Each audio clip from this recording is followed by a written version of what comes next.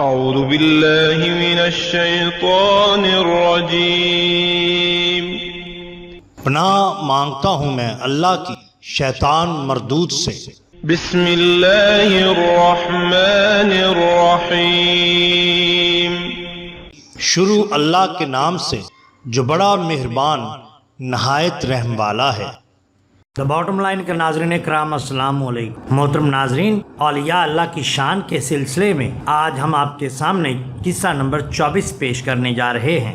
ناظرین، یہ قصہ حضرت سیدنا ابو ہیثم رحمۃ اللہ علیہ حضرت سیدنا عبداللہ بن غالب سے روایت کرتے ہیں۔ فرماتے ہیں کہ ایک مرتبہ میں اپنے چند رفقا کے ساتھ بحری سفر پر روانہ ہوا۔ ہماری کشتی سمندر کو چیرتی ہوئی جانب منزل چلی جا رہی تھی۔ اچانک ہماری کشتی ایک جزیرہ کے قریب جا پہنچی۔ ہم نے وہاں کشتی روکی تو وہ ایک ویران اور بڑی ہولناک جگہ تھی۔ وہاں ہمیں کوئی شخص نظر نہ آیا۔ میں نے ارادہ کیا کہ میں اس جگہ کو ضرور دیکھوں گا، شاید یہاں کوئی عجیب و غریب شے نظر آئے۔ چنانچہ میں کشتی سے اترا اور اکیلا ہی اس پراسرار جزیرے کی طرف چل دیا۔ وہاں کا منظر بڑا ہولناک تھا۔ مجھے نہ تو وہاں کوئی انسان نظر آیا اور نہ ہی کوئی گھر۔ پھر کچھ دور ایک گھر نظر آیا۔ میں نے جان لیا کہ اس میں ضرور کوئی نہ کوئی رہتا ہوگا اور یہاں کوئی عجیب و غریب بات ضرور ہے، کیونکہ اس ویرانے میں کسی گھر کا موجود ہونا واقعتاً ایک عجیب سی بات تھی۔ میں نے تہیہ کر لیا کہ اس گھر کے راز کو ضرور جانوں گا۔ چنانچہ میں وہاں سے واپس اپنے دوستوں کے پاس آیا اور ان سے کہا، مجھے تم سے ایک کام ہے، اگر تم اسے پورا کر دو تو احسان ہوگا۔ انہوں نے کہا، بتائیے کام کیا ہے حضور؟ میں نے جواب دیا، آج رات ہم اس جزیرہ میں قیام کریں گے اور صبح سفر پر روانہ ہوں گے۔ میرے رفقا میری اس خواہش پر وہیں رات بسر کرنے کے لیے تیار ہو گئے۔ میں پھر یہ سوچتے ہوئے اسی گھر کی طرف چل دیا کہ جب رات ہوگی تو اس گھر میں رہنے والے ضرور یہاں آئیں گے اور میں ان سے ملاقات کر لوں گا۔ چنانچہ میں وہیں ٹھہر گیا۔ پھر یہ سوچ کر میں اس گھر میں داخل ہو گیا کہ آخر دیکھوں تو صحیح کہ اس میں ہے کیا۔ میں نے اس چھوٹے سے گھر کو بالکل خالی پایا۔ اس میں صرف ایک گھڑا تھا اور وہ بھی بالکل خالی، اور ایک بڑا سا تھال تھا جس میں کچھ بھی نہیں تھا۔ ان کے علاوہ اس گھر میں کوئی شے نہ۔ میں ایک جگہ چھپ کر بیٹھ گیا اور رات ہونے کا انتظار کرنے لگا۔ جب سورج غروب ہو گیا اور رات نے اپنے پر پھیلا دیے تو مجھے اچانک ایک آہٹ سی محسوس ہوئی اور پہاڑ کی جانب سے ہلکی ہلکی آواز آنے لگی۔ میں محتاط ہو کر بیٹھ گیا اور غور سے اس آواز کو سننے لگا۔ یہ کسی نوجوان کی آواز تھی جو اللہ اکبر سبحان اللہ الحمدللہ عز و جل کی صدائیں لگاتا ہوا اسی گھر کی طرف آ رہا تھا۔ کچھ دیر کے بعد ایک پرکشش نورانی شکل و صورت والا نوجوان اس گھر میں داخل ہوا۔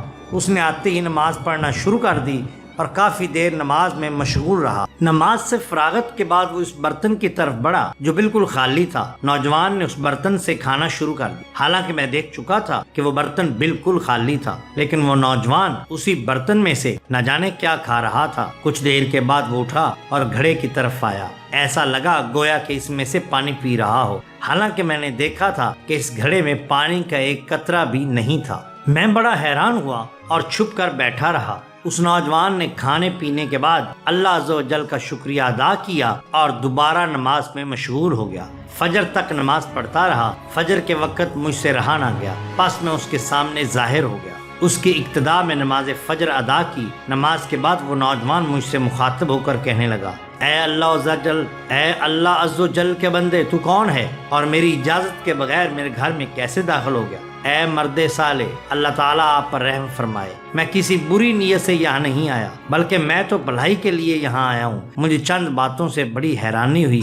میں نے آپ کے آنے سے پہلے گھڑے کو دیکھا تو اس میں پانی بالکل نہ تھا، لیکن آپ نے اسی میں سے پانی پیا۔ اس طرح جس برتن سے آپ نے کھانا کھایا وہ تو بالکل خالی تھا، پھر آپ نے کیسے کھانا کھایا؟ میرے لیے یہ بڑی حیران کن باتیں تھیں۔ یہ سن کر وہ نوجوان کہنے لگا، تم نے بالکل ٹھیک کہا، وہ برتن اور گھڑا خالی تھا، لیکن میں نے جو کھانا اس برتن سے کھایا وہ ایسا کھانا نہیں جسے لوگ طلب کرتے ہیں۔ اسی طرح میں نے جو پانی پیا وہ ویسا نہیں جیسا لوگ پیتے ہیں۔ یہ سن کر میں نے اس نوجوان سے کہا، اگر آپ چاہیں تو میں آپ کو تازہ مچھلی لا کر دوں؟ نوجوان کہنے لگا کیا تم مجھے دنیاوی غذا کی دعوت دے رہے ہو؟ میں نے کہا اے نوجوان، اس امت کو یہ حکم نہیں دیا گیا جیسے آپ کر رہے ہیں، بلکہ ہمیں تو یہ حکم دیا گیا ہے کہ جماعت کے ساتھ رہیں، مساجد میں حاضر ہوں، با جماعت نماز کی فضیلت حاصل کریں، مریضوں کی عیادت کریں، مسلمانوں کے جنازوں میں حاضر ہوں اور مخلوق خدا عز و جل کی خیر خواہی کریں۔ لیکن آپ نے یہ سب کام چھوڑ کر گوشہ نشینی اختیار کر لی ہے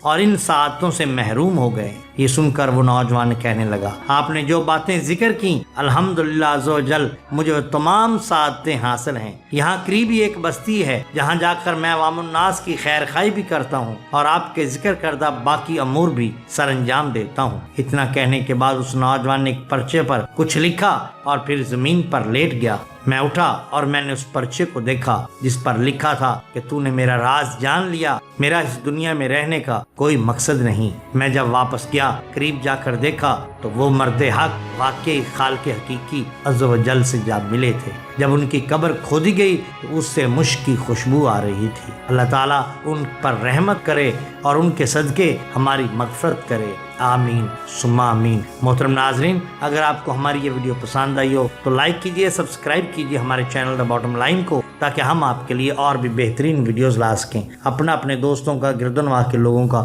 بہت خیال رکھیے۔ اللہ اور اللہ کے رسول صلی اللہ علیہ وسلم سے بہت محبت کیجئے۔ آپ کا بہت شکریہ۔ اللہ حافظ۔